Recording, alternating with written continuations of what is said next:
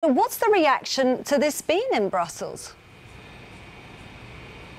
Well, the EU leaders were quick to brand this as a success, despite, as you said, the low voter turnout. One of the first person to react was the EU Commissioner for Enlargement and Neighbourhood Policy, Mr. Johannes Hahn.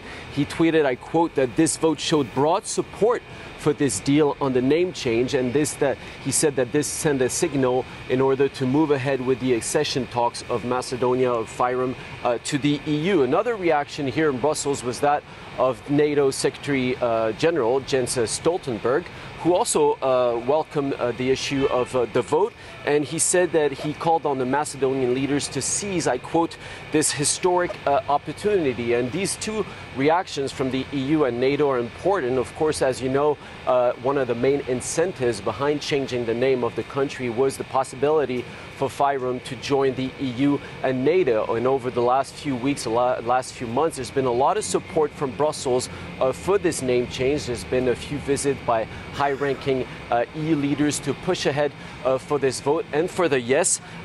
For Brussels, for the EU, this is really not only about bringing Macedonia or Fyrom into the EU family, it's also in order to exert influence over the Balkan region. As you know, this is a strategic region, and Brussels does not want this region to fall under the influence of Russia. So over the next few days, all eyes will be on the vote in the parliament, in the Macedonian parliament. As you know, the Social Democrats are short of a few votes in order to get the two-thirds majority in order to pass this name change deal. So pressure perhaps will be put from the European People's Party, the main party here in Brussels, on the opposition party, the Nationalist VMRO. Well, but there's also, if we bring it back to the referendum, there's also been some allegations of meddling in the voting. What can you tell us about that? Well, there have been a lot of reports about Russian meddling and Russian interference in this vote.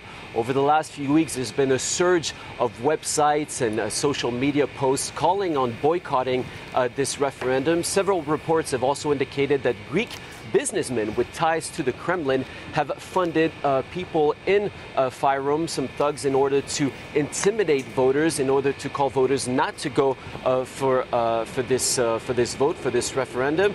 Moscow clearly does not want this country to move ahead and to move ahead with NATO or EU. It wants to keep it under its influence, and so of course Moscow will also be closely monitoring the issue of the vote in Parliament, and eventually the snap elections that will be called if this vote doesn't go through in Parliament.